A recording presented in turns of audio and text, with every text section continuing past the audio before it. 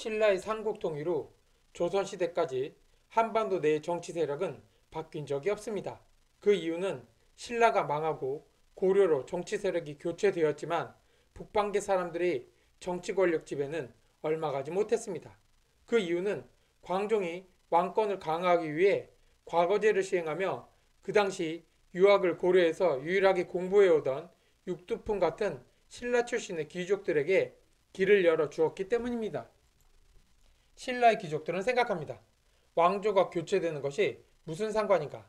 정치는 나라의 이름이 바뀌어도 우리가 하게 되는 것을.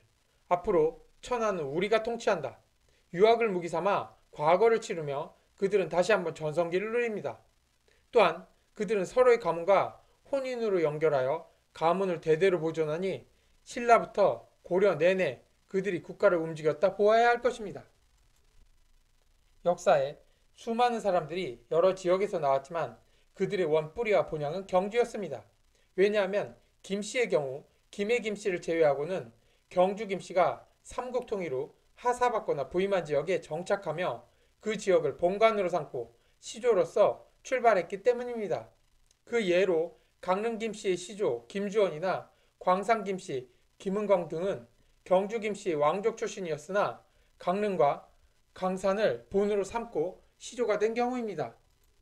물론 안동 김씨 같이 왕건이 하사한 성씨들도 있지만 지금 쓰는 성씨를 본다면 사러국 육부촌장이 썼던 성씨인 이, 최, 정, 손, 배설씨와 같은 성씨에서 파생한 성씨이며 고구려, 백제의 성씨들은 차별을 피하기 위해 신라식 성씨로 바꾸거나 아예 성씨를 버리는 등 지금은 찾아보기 힘듭니다. 또한 고려는 김부식 이후 신라 귀족 출신의 후예들이 가문을 형성하며 권력을 차지하고 황후를 배출하며 점점 정치 세력을 다시 차지합니다. 이는 고려를 뒤집고 조선이 설 때도 또한 작용합니다. 모근 이세의 제자들 상당수는 신라 문벌귀족 출신이며 또한 충절의 표상 정몽주는 영천 출생이며 정몽주를 제거하고 조선을 건국한 1등 공신 또한 영주 출생인 것을 볼 때 정치 세력이 그대로 신라 계임을 할 수 있습니다.